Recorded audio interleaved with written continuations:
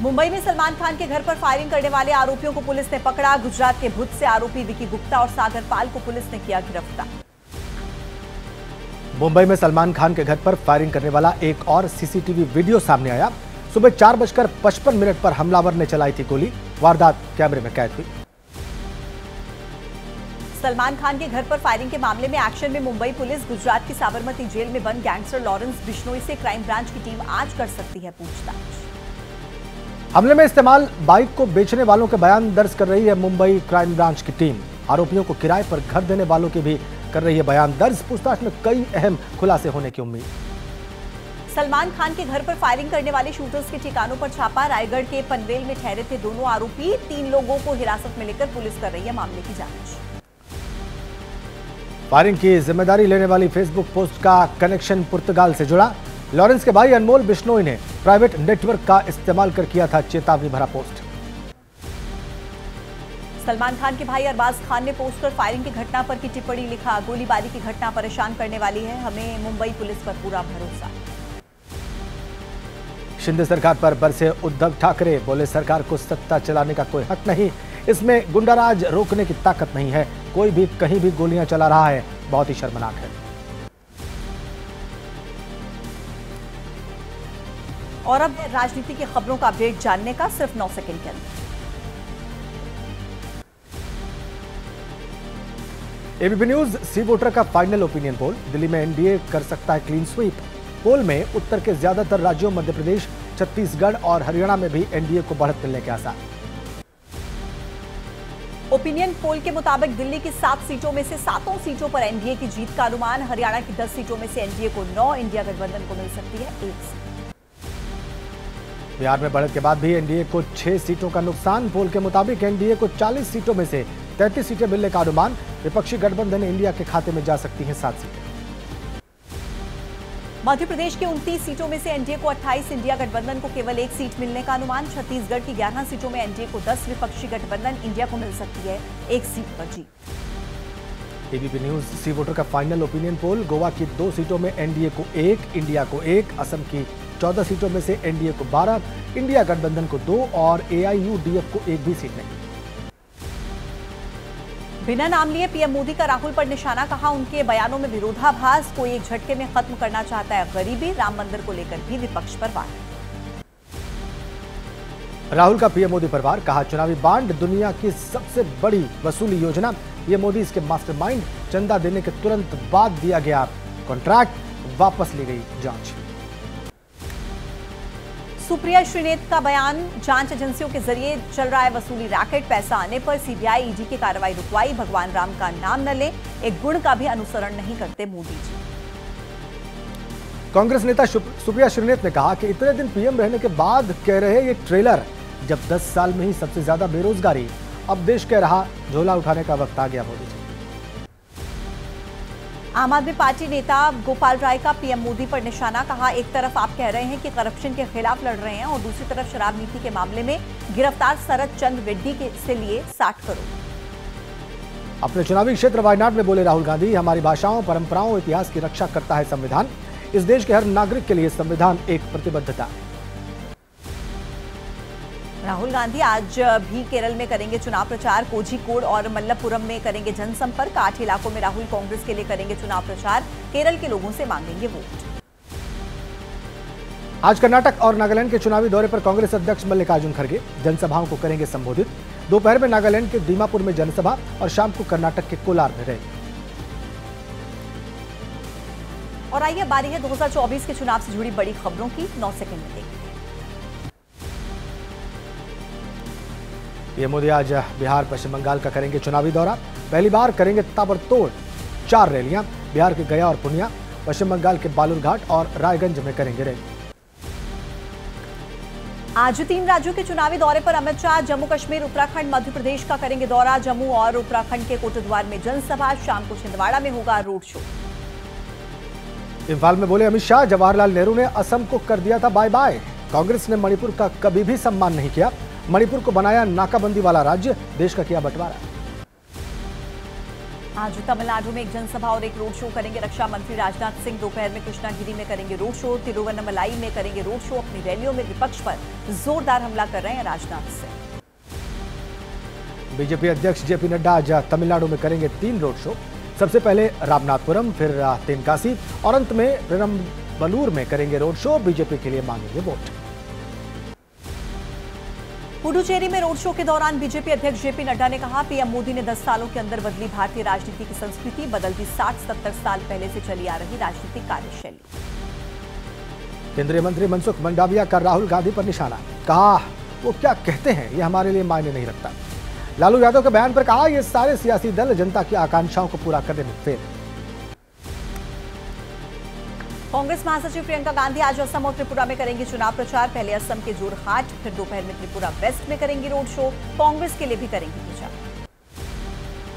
राजस्थान के दौसा में बोली प्रियंका गांधी, जनता अब चाहती है परिवर्तन, नहीं सुनना चाहती है अब इधर उधर की बात। खूब हुआ इवेंट, अब काम करने की बारी। जयपुर में केंद्रीय मंत्री रामदास अठावले ने किया दावा, कांग्रेस पार्टी नहीं पार करेगी 40 सीटें, एनडीए जीतेगा 400 से ज्यादा सीट। लोकतंत्र और संविधान को देश में कोई खतरा नहीं। बीजेपी ने टीएमसी के खिलाफ चुनाव आयोग से शिकायत की। तरुण चुग ने कहा, मतदाताओं को धमकाने पर चुनाव आयोग से की ममता बनर्जी और टीएमसी के नेताओं पर कड़ी कार्रवाई की मांग। कूच बिहार में पश्चिम बंगाल की मुख्यमंत्री ममता बनर्जी ने कहा, बीजेपी जीती तो भविष्य में देश में नहीं होंगे कोई चुनाव। ये है निरंकुश सरकार, वो चाहते हैं देश में एक नेता, एक राष्ट्र, एक भाषण, एक भोजन। और चुनाव से जुड़ी कुछ और बड़ी खबरें आपको दिखाते हैं सिर्फ 9 सेकंड में।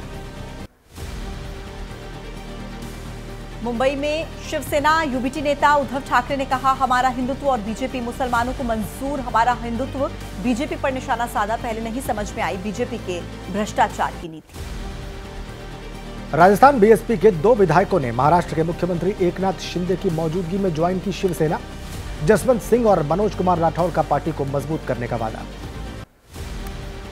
पटियाला में किसानों की एमएसपी की मांग पर परनीत कौर का बयान, अभी भी केंद्रीय पैनल की मेज पर है। मैं खुद सरकार से एमएसपी देने का अनुरोध करूंगी, किसानों को प्रदर्शन का हक। कांग्रेस नेता प्रतिभा सिंह का बयान, जल्द घोषित होंगे हिमाचल के बाकी बची 2 लोकसभा सीटों के लिए उम्मीदवार। बीजेपी ने नहीं पूरे किए रोजगार और महंगाई को लेकर किए वादे। जम्मू कश्मीर पीपल्स कॉन्फ्रेंस नेता सज्जाद लोन का आरोप, उमर अब्दुल्ला को बीजेपी या फिर हिंदुत्व से कोई समस्या नहीं, सिर्फ प्रधानमंत्री नरेंद्र मोदी से निजी दुश्मनी। डोडा में डीएपी प्रमुख गुलाम नबी आजाद ने कहा, जिस पार्टी की भी बने सरकार, सबसे बड़ा मुद्दा गरीबी, महंगाई और रोजगार। कभी कभी शक होता है कि कांग्रेस ने किया बीजेपी के साथ गठबंधन।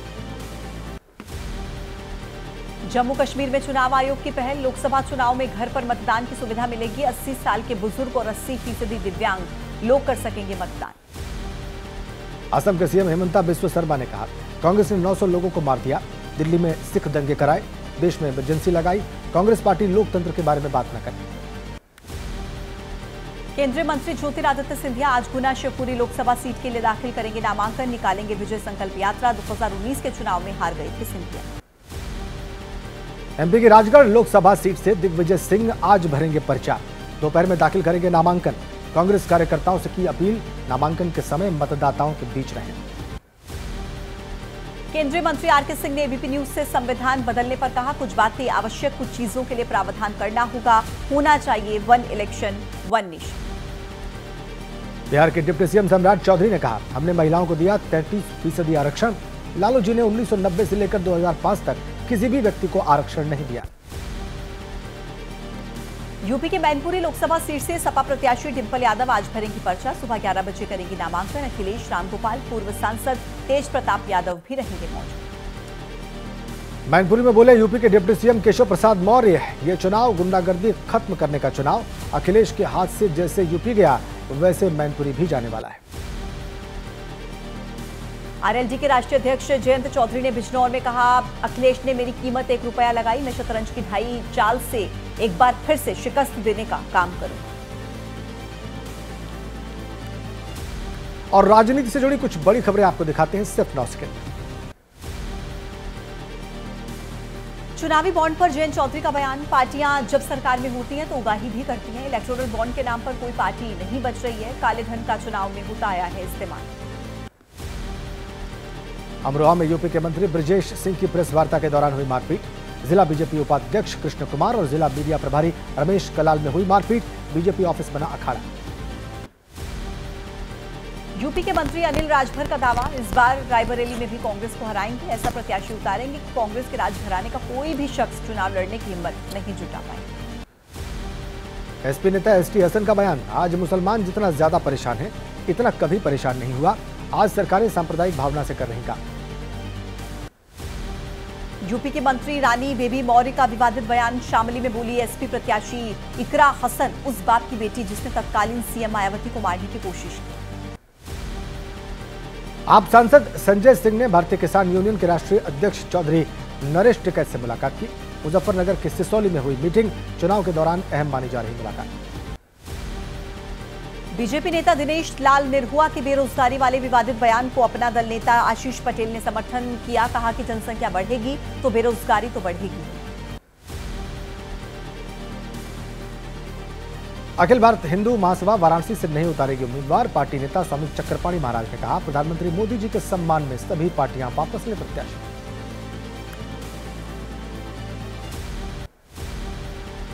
आज बिजनौर के चुनावी दौरे पर बीएसपी प्रमुख मायावती बिजनौर जिले में करेंगी जनसभा। आज ही जौनपुर से श्रीकला धनंजय सिंह के उम्मीदवारी का हो सकता है ऐलान। यूपी के सीएम योगी आदित्यनाथ की आज 2 रैलियां, नगीना और कैराना लोकसभा सीट पर करेंगे जनसभाएं। सहारनपुर लोकसभा क्षेत्र में करेंगे रोड शो। बीजेपी प्रत्याशी अनिल बलूनी ने उत्तराखंड के कोटद्वार में किया दावा, बीजेपी इस बार करेगी 400 पार। मोदी जी की गारंटी पर लोगों को भरोसा, हर वर्ग के लिए बीजेपी का मैनिफेस्टो। दिल्ली बीजेपी अध्यक्ष वीरेंद्र सचदेवा बोले, इंडी गठबंधन को बताया महिला विरोधी। कहा, दिल्ली में 67 लाख महिलाएं हैं लेकिन 7 सीटों में एक पर भी महिला उम्मीदवार नहीं उतारा। गुजरात के चुनावी दौरे पर पंजाब के मुख्यमंत्री भगवंत मान पार्टी प्रत्याशियों के लिए करेंगे प्रचार। आज भावनगर में आम आदमी पार्टी प्रत्याशी के पक्ष में करेंगे रोड शो। राज्यों की कुछ बड़ी खबरों का वक्त है अब 9 सेकंड न्यूज।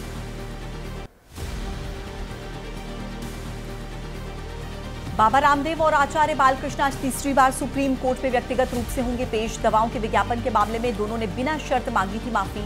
आज फिर सुनवाई। मथुरा की श्री कृष्ण जन्मभूमि और शाही ईदगाह मस्जिद मामले पर आज इलाहाबाद हाईकोर्ट में सुनवाई। आज हिंदू पक्ष देगा अपनी दलील। जस्टिस मयंक कुमार जैन की सिंगल बेंच में होगी बहस। कोलकाता की पीएमएलए अदालत ने शाहजहां शेख को ईडी टीम पर हमले के मामले में 14 दिन की न्यायिक हिरासत में भेजा। टीएमसी नेता रहे शाहजहां को 30 मार्च को गिरफ्तार किया गया।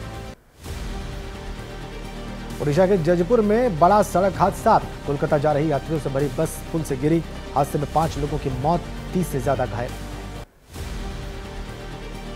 रामनवमी को लेकर बंगाल में गरमाई सियासत। ममता के दंगे वाले बयान पर बीजेपी का पलटवार। प्रेम शुक्ला ने ममता पर रामद्रोह का आरोप लगाया। बोले कि दंगा भड़काने का काम कर रही है ममता। कोलकाता उच्च न्यायालय ने हावड़ा में रामनवमी पर शोभा यात्रा निकालने की अनुमति दी। हालांकि अदालत ने अधिकतम 200 लोगों के शामिल होने को कहा। बुधवार को है रामनवमी। पंजाब के जालंधर में फैक्ट्री में लगी भीषण आग, बेकाबू आग पर काबू पाने के लिए फायर ब्रिगेड के कर्मियों ने झोंकी पूरी ताकत। आग की तेज लपटों में जल गया लाखों का सामान। हैदराबाद की सड़क पर 2 लोगों के बीच विवाद में आग का गोला बनी 2 करोड़ की लंबोर्गिनी। शिकायत मिलने के बाद पुलिस ने दर्ज किया आरोपी के खिलाफ एफआईआर। चारधाम यात्रा के लिए पंजीकरण शुरू। 12 घंटे के अंदर लगभग 2.5 लाख तीर्थयात्रियों ने यात्रा के लिए रजिस्ट्रेशन कराया। 10 मई को यात्रा की शुरुआत हुई। पश्चिम बंगाल के कुल्टी में दिन दहाड़े कारोबारी की गोली मारकर हत्या। मरने वाले का नाम उमाशंकर चौहान, जो एक माइक्रो फाइनेंस कंपनी का प्रमुख था। पंजाब के फिरोजपुर में नशे के खिलाफ पुलिस का बड़ा एक्शन। पाकिस्तान से मंगवाई गई 35 करोड़ रुपए की हेरोइन और एक पिस्तौल जब्त। एक नशा तस्कर को भी पुलिस ने पकड़ा। ओडिशा के कोरापुट में 60 लाख रुपए का गांजा जब्त। पुलिस ने जंगल में छापेमारी कर बोरे में बंद करीब 6 क्विंटल गांजा बरामद किया। गांजा माफिया मौके से फरार। वैष्णो देवी के दरबार में पहुंचे कॉमेडी किंग कपिल शर्मा। नवरात्रि पर लिया मां का आशीर्वाद। कपिल को सामने देखकर खुश हो गए इलाके के लोग। एबीपी न्यूज के इनपुट हेड और वरिष्ठ पत्रकार इंद्रजीत राय को मिला वर्ल्ड बुक ऑफ रिकॉर्ड का पुरस्कार। ब्रिटेन के पार्लियामेंट में समारोह का आयोजन। फॉरेंसिक जर्नलिज्म के लिए मिला सम्मान।